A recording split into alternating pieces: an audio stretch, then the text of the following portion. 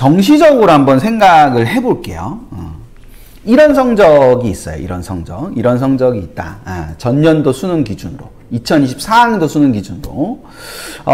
그 전년도 수능 기준으로 저 정도의 성적이 있으면 이 친구가 동국대, 좀 전에 보셨던 동국대 한산 점수로 하면은 가산 전으로는 682.86이 나와요. 근데 가산을 하게 되면은 687.64가 돼서 4.78점의 차이가 있어요. 이건 아무렇지도 않잖아. 이거 어렵지도 않고 그냥 그렇다, 뭐 그렇더라, 뭐 이런 거예요. 그러니까 4.78점. 그러면 우리가 이제 흔히 뭐 정시는 뭐 0.1 단위로 뭐 0.01 단위로 붙고 떨어지고 한다는데 4.78점이면은 꽤 큰 차이이지 않을까. 그러니까 저거는 두 과목을 다 가산이 안 됐을 때죠. 그러니까 만약에 저 친구가 저 성적으로 사탐 성적이다. 2025 기준으로 사탐 성적으로 저게 들어갔다라고 한다면 저런 구조가 될 거예요. 682.86으로 들어갈 거고 과탐으로 들어가면 687.64로 들어갈 거기 때문에 그게 이제 4.78점의 차이가 난다. 저게 이제 가산이 됐을 때의 그런 변화다라는 겁니다. 그냥 이제 그 감만 그냥 대충 느끼시면 돼요. 요 장면에서는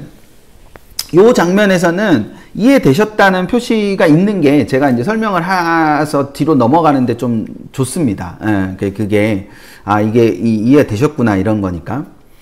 그 전년도 수능을 기준으로 저 생원과 지원의 그 점수가 요거거든요. 원점수. 요게 원점수예요. 그러니까 생원이 43점이고 지원이 44점이에요.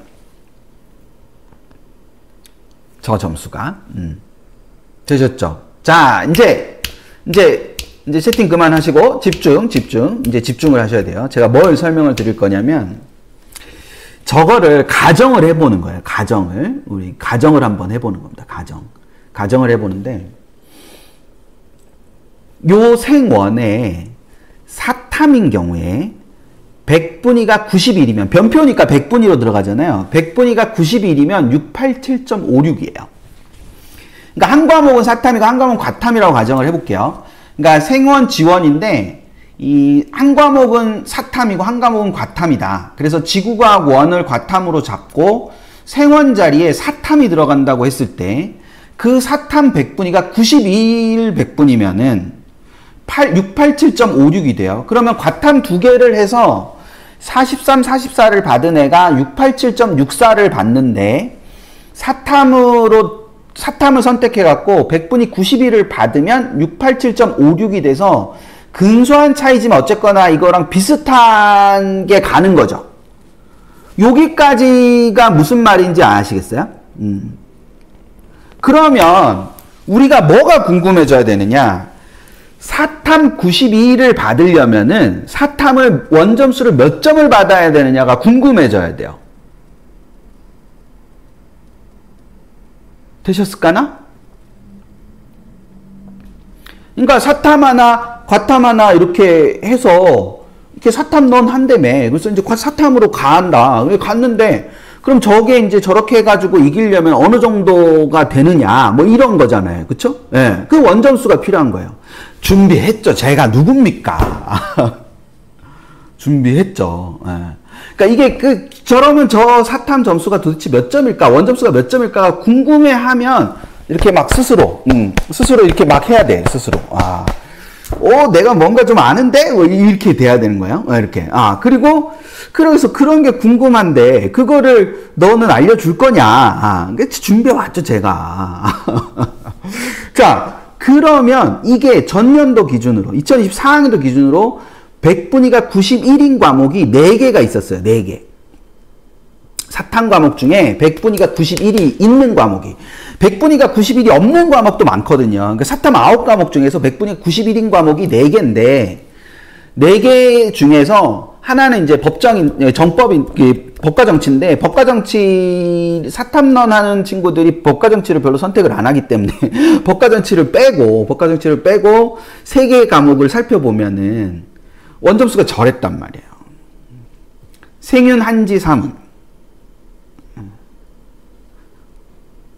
47, 48, 43을 받아야 이 47, 48, 43을 받아야 전년도의 상황이라면 뭔지 좀 아실 것 같아요, 이제. 예. 그러니까 생원을 43점을 받은 친구가 가산점을 받아서 받는 점수가 있고, 그래서 사탐 하나를 선택해가지고 그 사탐 하나가 결과적으로 그 가산점 받은 친구랑 경쟁을 하게 되려면 생유를 선택했다면 47점을 받았어야 되고, 한지를 선택했다면 48점을 받았어야 되고, 사회문화를 선택했으면 43점을 받아야 된다. 그러니까 사탐이 제가 그거를 들어본 적이 없어가지고, 이 사탐을 선택하라는 말씀을 하시는 분들의 근거를 제가 들어본 적이 별로 없어가지고, 어떤 근거에서 사탐을 선택하라고 말씀을 하시는지를 잘 모르겠지만, 사탐이 좀 더 쉽다라는 생각을 갖고 계실 게 있는 그런 경우들도 꽤 있는 걸로 알고 있어요. 근데 물론 이거를 단정할 수는 없죠. 그러니까 어떤 친구가 사회탐구에서 훨씬 더 강점을 보이고 그런 것들에 이제 강점이 있어서 전략적으로 사탐을 선택해야 되는 경우가 있는 거죠. 근데 그게 얼마 전에 이수경 원장님도 글 쓰시면서 쓰셨지만, 뭐가 되면 안 되냐면은 과탐이 힘들어서 사탐으로 가면 아닌 거예요. 과탐이 힘들어서 사탐으로 가는 게 아니라 사탐이 나에게 더 적합하기 때문에 사탐으로 가는 거죠. 그러니까 과탐보다 사탐이 쉽기 때문에 라는 개념은 아닌 거예요. 그러니까 피해서 가는 거는 아니라는 거죠. 그러니까 도망가는 건 아니어야 된다. 사탐런이라는 것이 도망가는 거는 안 되는 거예요. 내가 더 높은 점수를 받을 수 있기 때문에, 원점수 상으로 더 높은 점수를 받을 수 있기 때문에.